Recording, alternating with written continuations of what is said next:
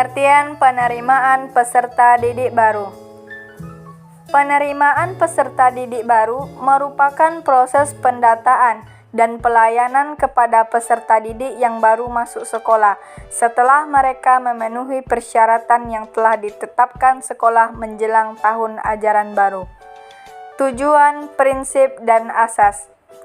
Tujuan penerimaan peserta didik baru adalah memberikan layanan bagi anak usia sekolah atau lulusan untuk memasuki satuan pendidikan yang lebih tinggi secara tertib, terarah, dan berkualitas. Prinsip penerimaan peserta didik baru meliputi 1.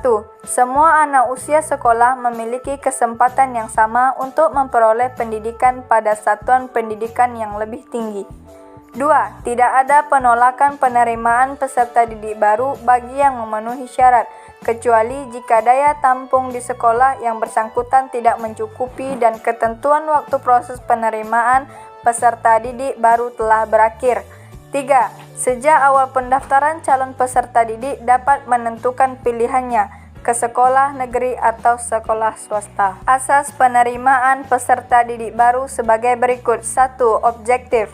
Objektif bermakna bahwa penerimaan peserta didik baru, baik peserta didik baru maupun pindahan, harus memenuhi ketentuan umum yang telah ditetapkan. 2. Transparan. Transparan artinya penerimaan peserta didik baru bersifat terbuka dan dapat diketahui oleh masyarakat termasuk orang tua peserta didik untuk menghindari penyimpangan-penyimpangan yang mungkin terjadi. 3. Akuntabel. Akuntabel artinya penerimaan peserta didik baru dapat dipertanggungjawabkan kepada masyarakat baik prosedur maupun hasilnya. 4. Tidak diskriminatif. Tidak diskriminatif artinya penerimaan peserta didik baru tidak membedakan suku, agama, dan golongan kecuali sekolah dengan karakteristik yang tersendiri, misalnya MI, MTS, dan MA yang siswanya harus beragama Islam. 5. Kompetitif.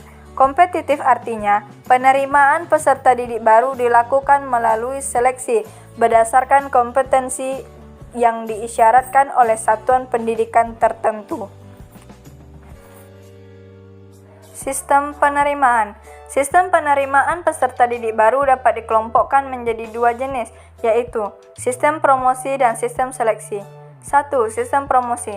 Sistem promosi adalah penerimaan peserta didik yang sebelumnya tanpa menggunakan seleksi. Peserta didik yang mendaftar sebagai peserta didik baru di suatu sekolah diterima semua begitu saja. Karena itu, mereka yang mendaftar menjadi peserta didik tidak ada yang ditolak. Sistem promosi ini biasanya berlaku pada sekolah-sekolah yang minat pendaftarannya kurang atau daya tampung yang cukup banyak, namun pendaftaran masih belum mencapai target daya tampung. Sistem seleksi. Sistem seleksi adalah kegiatan pemilihan calon peserta didik untuk menentukan diterima atau tidaknya calon peserta didik menjadi peserta didik di lembaga pendidikan sekolah tersebut berdasarkan ketentuan yang berlaku.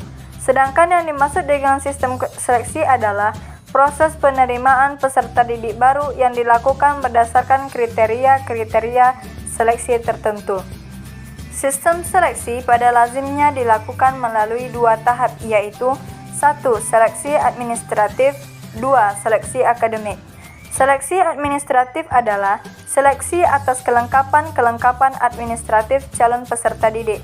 Apakah kelengkapan administratif yang dipersyaratkan bagi calon peserta didik telah dapat dipenuhi atau tidak? Jika calon peserta didik tidak dapat memenuhi kriteria persyaratan administratif yang telah ditentukan, maka mereka tidak dapat mengikuti seleksi akademik. Seleksi akademik adalah suatu aktivitas yang bermaksud untuk mengetahui kemampuan akademik calon peserta didik, yaitu apakah calon yang akan diterima di suatu sekolah tersebut dapat memenuhi kemampuan persyaratan yang ditentukan atau tidak. Jika kemampuan persyaratan yang diinginkan oleh sekolah tidak dapat dipenuhi, maka yang bersangkutan tidak diterima sebagai calon peserta didik. Sebaliknya, jika calon peserta didik dapat memenuhi kemampuan persyaratan yang ditentukan, maka yang bersangkutan akan diterima sebagai peserta didik sekolah tersebut. Baiklah, saya akan melanjutkan materi yang disampaikan oleh Saudara Aprila Della Opina. D. Kriteria penerimaan. Kriteria penerimaan peserta didik adalah patokan-patokan yang menentukan bisa atau tidaknya seseorang untuk diterima sebagai peserta didik. Menurut Imron, terdapat 3 macam kriteria penerimaan peserta didik. Yang pertama, kriteria acuan patokan. Yang dimaksud dengan kriteria acuan patokan yaitu sesuatu penerimaan peserta didik yang didasarkan atas patokan-patokan yang telah ditentukan sebelumnya. Dalam hal ini, sekolah lebih dulu membuat patokan bagi calon peserta didik dengan kemampuan minimal setingkat dengan sekolah yang menerima peserta didik. Yang kedua adalah kriteria acuan norma. Kriteria acuan norma yaitu penerimaan calon peserta didik yang didasarkan atas keseluruhan prestasi calon peserta didik yang mengikuti seleksi. Dalam hal ini, sekolah menetapkan kriteria penerimaan berdasarkan prestasi keseluruhan peserta didik. Keseluruhan prestasi peserta didik, jumlah, kemudian dicari rata-ratanya. Kemudian yang ketiga, kriteria yang didasarkan atas daya tampung sekolah. Sekolah terlebih dahulu menentukan berapa jumlah daya tampungnya atau berapa jumlah peserta didik yang baru yang akan diterima. Setelah sekolah menentukan, kemudian meranking prestasi siswa mulai dari siswa yang berprestasi paling tinggi sampai dengan prestasi yang paling rendah. Atau dapat pula memilih di antara mereka dengan mengamati prestasi lainnya. Bisa juga menanggungkan penerimaan mereka dengan menempatkan dalam cadangan. Dengan catatan, jika sewaktu-waktu ada calon peserta didik yang rankingnya berada di atasnya mengundurkan diri, yang bersangkutan dipanggil untuk mengisi formasi tersebut. Pengertian tata usaha. Tata usaha secara sistematis merupakan bagian manajemen, yaitu ilmu dan seni mengatur proses pemanfaatan sumber daya manusia dan sumber-sumber daya lainnya secara efektif dan efisien untuk mencapai tujuan. Tentang manajemen dalam Al-Quran diterangkan, dan janganlah engkau mencampuri persoalan yang tidak engkau ketahui sama sekali tentang pokok dasarnya.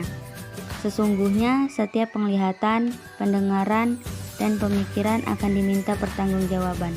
Quran Surah Al-Isra ayat 36.